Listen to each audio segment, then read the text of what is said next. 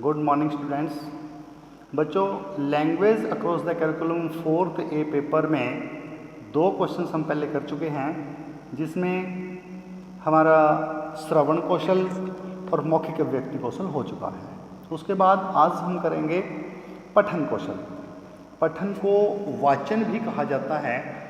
वाचन को आमतौर पे विद्यार्थी मौखिक अभिव्यक्ति ले लेते हैं कि ये स्पीकिंग स्किल है, जबकि वाचन कौशल स्पीकिंग स्किल नहीं बल्कि रीडिंग स्किल के अंतर्गत आता है।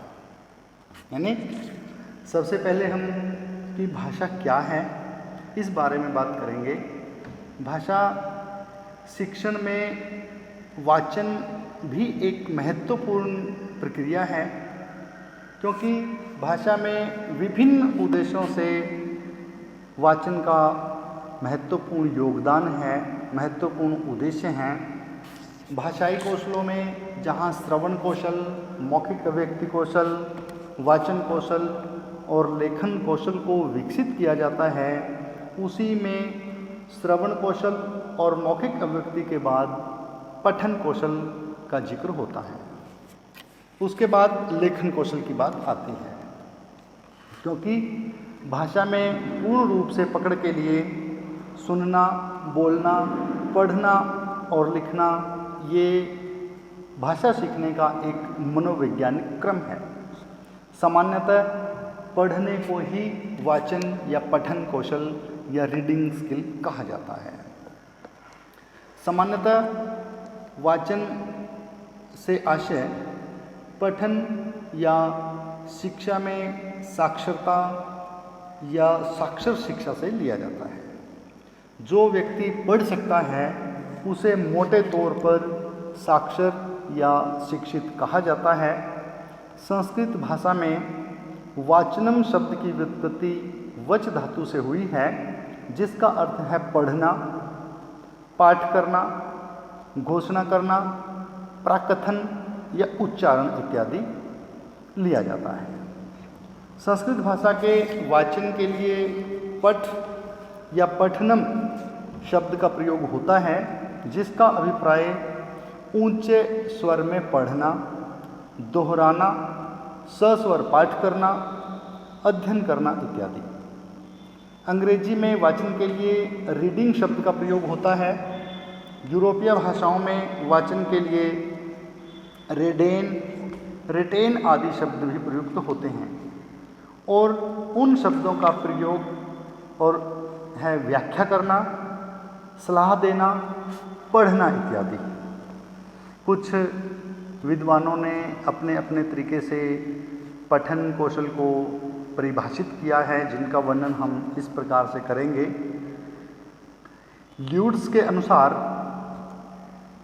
उन्होंने अपनी पुस्तक स्कूल में भाषा में लिखा है, वाचन एक साधन है जिसके माध्यम से बालक मानव जाति के द्वारा संचित संपूर्ण ज्ञान राशि से परिचित होता है। रघुनाथ सकाथी के अनुसार पूर्व श्रुत ध्वनियों के प्रतीक लिपिबद्ध शब्दों को पढ़कर अर्थ ग्रहण करने की प्रक्रिया ही वाचन कहलाती है। इस प्रकार से वाचन एक उद्देश्यपूर्ण, सार्थक और चिरंतन प्रधान क्रिया है। पठन करते हुए जैसे जैसे पढ़ने वाले की पुष्टि छपे हुए शब्दों पर घूमती है, वैसे वैसे वह उन शब्दों में निहित अर्थ और भाव को ग्रहण कर लेता है। बेकन के अनुसार वाचन मनुष्य को पूर्णता प्रदान करता है। W.H. गे के अनुसार वाचन अनुभवों का प्रतिरूप है। डॉक्टर आभारानी ने वाचन बताया है कि वाचन स्वाध्याय का साधन है। यह विद्यार्थी भाषा पर पूर्ण नियंत्रित होता है या पूर्ण भाषा पर पूर्ण नियंत्रण देता है। पांडे के अनुसार पठन वह क्रिया है जिसमें ध्वनि और अर्थ दोनों साथ साथ चलते हैं। इस प्रकार से हम कह सकते हैं कि वाचन एक ऐसी प्रक्रिया है जिसमें कोई भी पाठक लिखने वाले के मनोभावों के अनुसार ही अर्थ ग्रहण करता है। जैसा किसी भी पूर्ववर्ती विद्वान ने अपने विचार लिपिबद्ध किए, उन लिपि चिन्हों को पढ़कर, उन लिपि चिन्ह या उन संकेतों से उनके विचारों को जान लेता है। लिखी हुई सामग्री को अर्थ सहित पढ़ना ही वाचन है। वाचन की सार्थकता केवल और केवल पढ़ना नहीं, ये इसका एक संकुचित सा पढ़ना, किसी भी लिखित सामग्री को पढ़ना एक संकुचित सा रूप है, संकुचित सा अर्थ है। लेकिन वाचन में या पठन में अगर हम सही तरीके से देखा जाए तो उन लिपिबद्ध चिन्हों को पढ़कर अर्थ ग्रहण करना ही सही वाचन है। वाचन दो प्रकार से होता है, मौन वाचन और सहस्वर वाचन। मौन वाचन से भाव है मन मन में पढ़ना, चुप रहकर पढ़ना, आवाज़ ना आना। मौन से भाव है चुप। जहाँ पाठक किसी भी सामग्री को पढ़ता है लेकिन उसके मुख से कोई आवाज़ नहीं आती, उसे हम मौन वाचन कहते हैं। जैसे सामूहिक रूप से विद्यार्थी एक दूसरे को आपस में डिस्टर्ब ना करें, इसलिए कक्षा में आदेश दिए जाते हैं कि सब मन मन में पढ़ें, यानी मौन वाचन करें। लेकिन मौन वाचन से पहले सहस्वर वाचन करवाया जाता है। सहस्वर वाचन से भाव है जिसमें आवाज़ आती है, जिसमें ध्वनियाँ उच्चरित होती हैं, विद्यार्थी ऊंचे स्वर में पढ़ता है, उसे हम सहस्वर वाचन कहते हैं। जिसमें एक विद्यार्थी बोलता है, बाकी विद्यार्थी सुनते हैं, अध्यापक पढ़ता है, विद्यार्थी सुनते हैं, यानी इसमें सामूहिक पाठ नहीं हो सकता। इसमें केवल एक के द्वारा ही बोला जाता है और बाकी सब श्रोता होते हैं। अब वाचन कौशल को विकसित करने की आवश्यकता, इसकी ज़रूरत क्या पड़ी, ये हमारे लिए क्यों आवश्यक है? क्योंकि कोई भी वाचन कौशल की योग्यता या उसकी अनिवार्यता को नकार नहीं सकता। ये मातृभाषा के साथ साथ अन्य विदेशी भाषाओं के लिए भी आवश्यक है। अनेक विद्वानों ने पठन या वाचन की आवश्यकता को स्वीकार किया है और कहा है कि वाचन भाषा के सभी रूपों या सभी रूपों में ऐसे तालों की एक कुंजी है जिसमें अर्थबोध होता है, अर्थात अर्थबोध की ही इसका एक आधार स्तंभ है। वाचन कौशल को विकसित करने के लिए हम निम्न बिंदुओं पर विचार कर सकते हैं। नंबर 1, अक्षरों के लिपिबद्ध रूप का ज्ञान करना और अक्षरों में शब्दों के निहित अर्थ को समझना या शब्दों का बोध करना। छात्रों में किसी भी गद्य या पद्य को उच्चारण सहित उसके उतार चढ़ाव के साथ पढ़कर पढ़ने की योग्यता को विकसित करना। छात्रों को इस योग्य बनाना कि वो उचित अक्षर विष्टि या शब्दों उच्चारणों, ध्वनि निर्माण या उसको सुगमता के साथ पढ़कर उसका भाव ग्रहण कर सकें। छात्रों को इस योग्य बनाना कि वे शब्दों पर उचित बल, विराम या गति के साथ पढ़ सकें। अर्थबोध और भाव ग्रहण की क्षमता को विकसित करना। छात्रों में वाचन शैली तथा उचित जो मुद्रित शैली है उसका विकास करना। छात्रों में वाचन द्वारा माधुर्य, ओज, सरस आदि गुणों को विकसित करना। छात्रों में स्वाध्याय की आदत को विकसित करना। छात्रों में वाचन के माध्यम से शब्द भंडार में वृद्धि करना। छात्रों में वाचन के माध्यम से अनेक भाषाओं में साहित्य पढ़ने की योग्यता विकसित करना। वाचन के द्वारा छात्रों में इस प्रकार का ज्ञान विकसित करना कि वे किसी के द्वारा रची गई या लिखे गए अपने अनुभवों को ग्रहण कर सकें। वाचन की शिक्षा प्राप्त करके हम किसी भी स्थिति में अकेलेपन के अनुभव नहीं करेंगे, क्योंकि पुस्तकें मनुष्य की सच्ची मित्र होती हैं। मनोरंजन का साधन भी वाचन से हो सकता है। अनेक जगत का ज्ञान प्राप्त करने के लिए वाचन आवश्यक है। किसी के भावों को समझने के लिए वाचन आवश्यक है। अकेले में बैठे समय का सदुपयोग करने के लिए भी वाचन आवश्यक है। अब हम वाचन की उपयोगिता पर विचार करेंगे कि वाचन का महत्व क्या है। वाचन ज्ञानार्जन में सहायक है।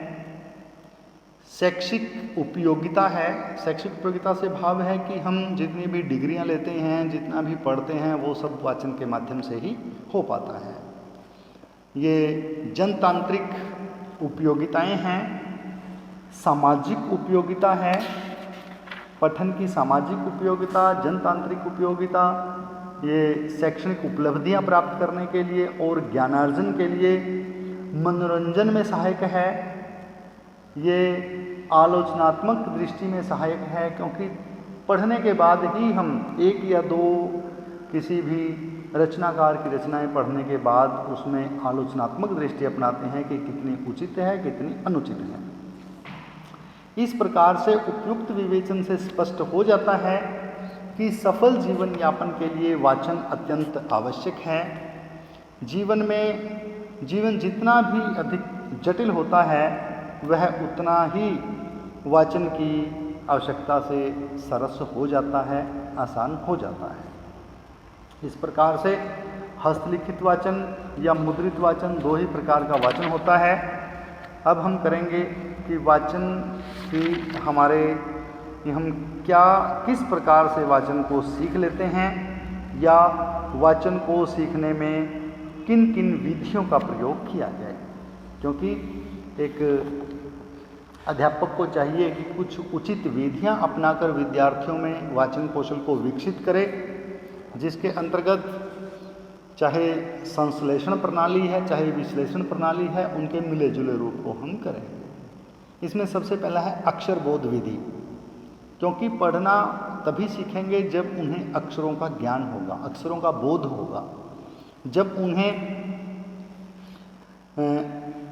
अल्फ़ाबेटिक मेथड से की जानकारी दी जाएगी कि अक्षर बोध है क्या। अक्षरों की जानकारी देकर ही जो निर्धारित चिन्ह हैं, उन चिन्हों की जानकारी देकर विद्यार्थियों को पढ़ने के लिए प्रेरित किया जा सकता है। ध्वनि समय विधि, ध्वनि समय विधि में कि एक जैसे जो शब्द हैं उनमें समानता किस प्रकार बैठती है। एक प्रकार से जैसे कोई बाम, शाम, दाम, नया, पुराना, मोना, छोटा, गोना, बोना, इस प्रकार के जो ध्वनि साम्य जिनमें होती है, ध्वनि की समानता जिनमें होती है, इस प्रकार के जो विधि हैं उसको अपनाकर जो इसमें संश्लेषण के मुताबिक हम ध्वनि साम्य और अक्षर बोध विधि को ही करते हैं। उसके बाद विश्लेषणात्मक विधि के अंतर्गत देखो और कहो विधि, वाक्य शिक्षण विधि, कहानी विधि, कविता विधि, अनुकरण विधि, भाषा शिक्षा यंत्र विधि, सामूहिक पठन विधि और साहचर्य विधि, इन विधियों का निर्माण एक अध्यापक के द्वारा किया जाता है। देखो और कहो विधि के अंतर्गत बच्चों को पहले अक्षरों का बोध करवाया जाता है, उसके बाद विद्यार्थियों को कुछ चित्र दिखाए जाते हैं। उन चित्रों को देखकर ही विद्यार्थी बोलता है, यानी उनको देखता है और फिर उनको पढ़ता है। देखो और कहो के अंतर्गत इस प्रकार से वह शब्द और ध्वनि दोनों से परिचित हो जाता है। बच्चे को चित्र जैसे दिखाया जाता है, जहाँ पर कुछ शब्द लिखे होते हैं, बच्चा अध्यापक का अनुकरण पर चित्र पर लिखित शब्द का उच्चारण करता है। इसे हम देखो और कहो विधि कहते हैं। उसके बाद है वाक्य शिक्षण विधि। वाक्य शिक्षण विधि में वाक्य का रचनांतरण नियम विद्यार्थी को सिखाया जाता है। अलग अलग भाषाओं में अलग अलग वाक्य रचनांतरण होता है।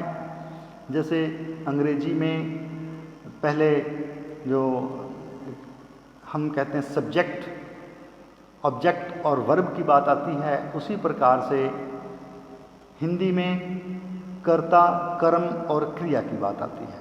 क्योंकि अंग्रेजी में वर्ब ही गोज़ टू स्कूल, वह स्कूल जाता है। जो जाने का जो कार्य है, जो हमारी वर्ब है, जो क्रिया है, वो हिंदी में बाद में आती है, जबकि अंग्रेजी पैटर्न में वो बीच में आ जाती है। इस प्रकार से विद्यार्थी वाक्य की रचना करना सीखता है। उसके बाद है कहानी विधि। कहानी विधि के अंतर्गत विद्यार्थियों को एक अध्यापक के द्वारा कहानी सुनाई जाती है, कुछ कहानी लिखवाई जाती है और उससे सुमेलित या उससे मिलती जुलती कहानी लिखने के लिए विद्यार्थियों को कहा जाता है। कविता विधि के अंतर्गत भी विद्यार्थियों को कुछ पंक्तियाँ, काव्य की पंक्तियाँ दे दी जाती हैं। कविता में लय, संगीतमयता होने के कारण उसका गायन विद्यार्थियों से करवाया जाता है और विद्यार्थी को शीघ्रता से वो याद भी हो जाती है। कविता की पंक्तियों को बालकों में समूह रूप में याद करवाया जाता है। अनुकरण विधि के अंतर्गत पहले कोई एक मेधावी छात्र या अध्यापक आदर्श वाचन करता है। आदर्श वाचन के बाद विद्यार्थी उन्हीं शब्दों को अध्यापक के साथ साथ बोलते हैं, अध्यापक के साथ साथ दोहराते हैं। इसे हम अनुकरण विधि के अंतर्गत कहते हैं, जिसमें विद्यार्थियों को जो छोटे छोटे अक्षर हैं उनकी बारीकी से जानकारी हो जाती है, जो उच्चारण है उनकी जानकारी विद्यार्थियों को हो जाती है। उसके बाद है भाषा शिक्षण यंत्र विधि। इस विधि के अंतर्गत हम जैसे किसी लैंग्वेज लैब में जाकर विद्यार्थियों को सिखाते हैं, वहाँ पर यंत्रों के माध्यम से किसी भी भाषाविद के द्वारा किए गए जो उच्चारण हैं उनको विद्यार्थियों को सुनाया जाता है, विद्यार्थियों को पुस्तक दी जाती है और कोई भी जो आदर्श वाचन करता है, आदर्श गायन करता है, उसके साथ साथ फिर विद्यार्थी बोलते हैं। इसमें अध्यापक नहीं बल्कि यंत्रिक विधि के माध्यम से विद्यार्थियों को बताया जाता है। सामूहिक पठन विधि के अंतर्गत विधि में सामूहिक अनुकरण होता है, क्योंकि यह विधि प्राइमरी कक्षाओं में अधिक उपयोगी विधि है। संगीतमयता के कारण विद्यार्थी इसमें गायन में रुचि लेते हैं। जैसे विद्यार्थियों को जो टेबल्स करवाई जाती थी, वो कुछ एक प्रॉपर कुछ समूह रूप में विद्यार्थी बोलते रहे और कुछ विद्यार्थी जिनको नहीं भी आता वो उनके साथ साथ मिलने की कोशिश करते हैं और वो धीरे धीरे अपने आप सीख जाते हैं। उसी प्रकार से सामूहिक पाठ के द्वारा उनके वाचन में सुधार होता है। उनके अतिरिक्त इस विधि में के लिए अनुकरण विधि में नीरसता आ जाती है, जबकि जो सामूहिक विधि है ये अधिक सटीक विधि है, क्योंकि इसमें विद्यार्थी बिना किसी दबाव के, बिना किसी संकोच के, बिना किसी हिचकिचाहट के अपने आप दूसरे विद्यार्थियों को देख देख कर, सुन सुनकर पढ़ना सीख जाता है। साहचर्य विधि के अंतर्गत, क्योंकि इस विधि के जो प्रतिपादक हैं वो मॉन्टेसरी से हम कह सकते हैं, क्योंकि भाषा शिक्षण के लिए बहुत ही मॉन्टेसरी एक प्रचलित विधि है। इसके अनुसार कक्षा में विद्यार्थियों को कुछ वस्तुएं, कुछ चित्र, कुछ खिलौने आदि दिए जाते हैं, जिनमें विद्यार्थियों को आपस में साहचर्य करना होता है, आपस में उनका मेल करना होता है। क्योंकि उसके मस्तिष्क में यदि लकड़ी के, कारक के या गत्ते के टुकड़े विद्यार्थियों को एक अक्षर के 2 या 3 टुकड़े करके दिए हुए हैं, उन अक्षरों को जोड़ना, उनमें सहचर्य बनाना, उसमें साझा करना, उनको जोड़ कर करना ही विद्यार्थी सहचर्य विधि के अंतर्गत पढ़ना सीखते हैं। इस प्रकार से जो संयुक्त विधि हैं, उस विधि में सभी विधियों का मिला जुला रूप प्रयोग किया जाता है। प्रत्येक विधि में कुछ गुण होते हैं, प्रत्येक विधि में कुछ दोष भी होते हैं, लेकिन कोई भी विधि अपने आप में अकेली पूर्ण नहीं होती, उस प्रकार से शिक्षण की गतिशीलता इस बात की मांग करती है कि शिक्षण की जो विविधता है वो लाई जाए और उसमें बच्चों के शिक्षण में रुचि बननी चाहिए। इसके लिए जो संयुक्त विधि है उसका निर्माण किया गया है, जिसमें अध्यापक विद्यार्थियों के मानसिक स्तर, आयु स्तर और उनके बौद्धिक स्तर के अनुसार किसी भी एक, दो या दो से अधिक विधियों का मिला जुला रूप प्रयोग कर सकता है। एक ही समय में अलग अलग विधियों का चयन कर सकता है। ये अध्यापक के विवेक पर निर्भर करता है कि वो किन विधियों का चयन करता है और किस किस विधि को विद्यार्थियों के लिए उपयोगी मानता है। इस प्रकार से बच्चों, आज हमने कि वाचन कौशल क्या है, इसके अर्थ क्या हैं, इसकी परिभाषाएं, इसकी आवश्यकता, इसके महत्व, इसके प्रकार और वाचन के लिए जो उपयोगी विधियां हैं उनकी चर्चा की। कल हम हमारा जो नेक्स्ट और लास्ट जो कौशल है रीडिंग स्किल, उसके बारे में चर्चा करेंगे। आज के लिए इतना ही। धन्यवाद।